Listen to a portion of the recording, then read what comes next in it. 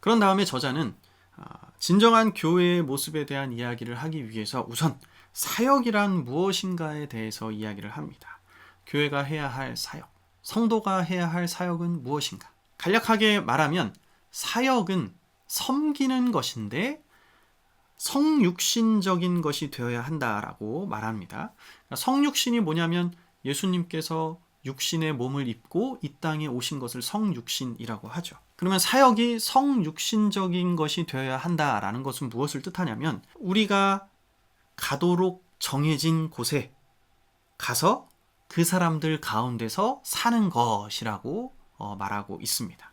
예수님께서 하늘에서 말씀하시지 않고 육신을 입고 이 땅에 오셔서 우리 안에 거하셨던 것처럼 성도들도 이 사회 속에 속해서 누군가와 함께 거하는 그것이 성육신이고 거기서 그 세상을 섬기며 살아야 하는 것이 성도의 사역이 되어야 한다는 것을 말하고 있습니다. 특히 성육신하여서 섬길 때 그리스도인들끼리만 섬기는 것이 아니라 믿지 않는 이들도 섬기는 것이 진정한 사역이라는 것이죠.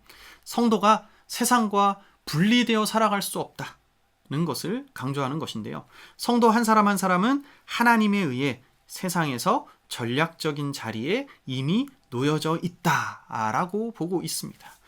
지휘관이신 하나님에 의해서 하나님의 전략적 요충지인 나의 삶, 나의 터전에 이미 내가 배치되어 있다라는 것입니다. 우리가 교회 건물에 배치된 것이 아니라는 것이죠. 교회라는 지역, 그 건물 안에 우리가 배치된 것이 아니라 우리의 삶 속에서 성육신하여서 그 사역을 감당해야 한다라는 것입니다. 사도행전의 초대교회는 실제로 이런 역할들을 해왔습니다. 당시에 건물이 없어도, 모임 장소가 없어도, 또 지금처럼 신앙 경력에 따라서 주어지는 직분이 아닌 단지 최소한의 기능으로서의 은사로서의 직분 제도로 오로지 섬김과 복음 전파의 성도들이 힘을 써왔습니다. 물론 나중에 제자들을 중심으로 해서 예루살렘 안에 총회가 조직이 되었고 또 이스라엘 내에 유대인 개종자들, 이 사람들을 관리하기 시작을 했지만 결국 예루살렘 핍박을 기점으로 해서 그 모든 조직이 더 최소화가 되고 오히려 모든 성도들은 다 이방으로 빠져나가서 이방 가운데에서 복음을 전하는 계기가 됐습니다. 이제 예루살렘 안에 있는 성전은, 건물로서의 성전은 의미가 없어지게 된 것입니다.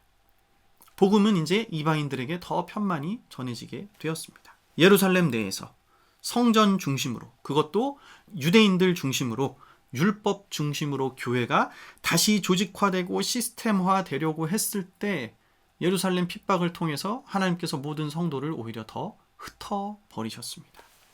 그러면서 시작되는 신약 성경의 스토리가 바로 이방인 전도자 바울의 이야기 아니겠습니까? 그런데 사도들이 다 죽은 뒤 시간이 갈수록 교회는 어떻게 변화되었습니까?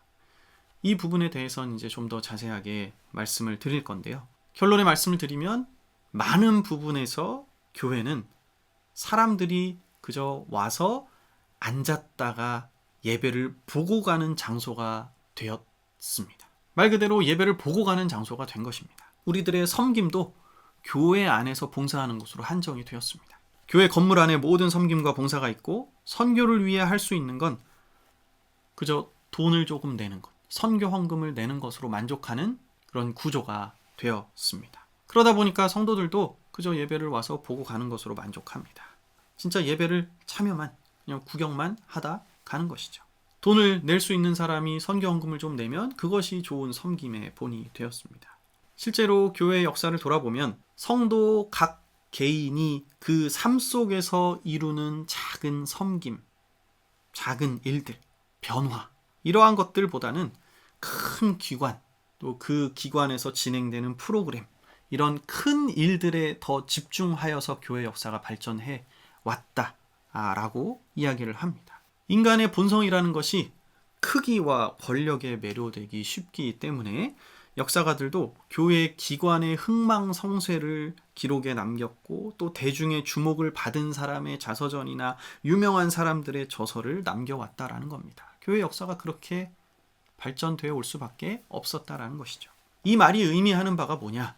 교회는 성경적인 사역은 성도가 성육신하여서 이 세상 속에서 섬기는 것인데, 이 세상에 배치받아 여러 가지 모양으로 섬기며 사랑하며 복음을 전하며 하나님 나라를 내가 속한 곳에서 확장시켜 나가는 작은 행위들의 포커스를 맞췄어야 하는 것이 바른 사역인데, 그러한 것들이 교회의 일에서 부차적인 것이 되어 왔다라는 것이죠.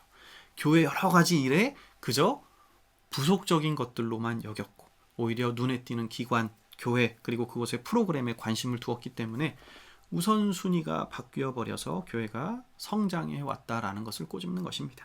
결론적으로 말하면 교회의 조직화와 체계화에 기반한 발전은 처음부터 그러한 것들을 의도했던 것은 아니지만, 교회 지도자가 처음부터 그런 것을 의도한 것은 아니지만 성도의 성육신의 사역을 빼앗는 결과를 가져왔다라고 보는 것입니다.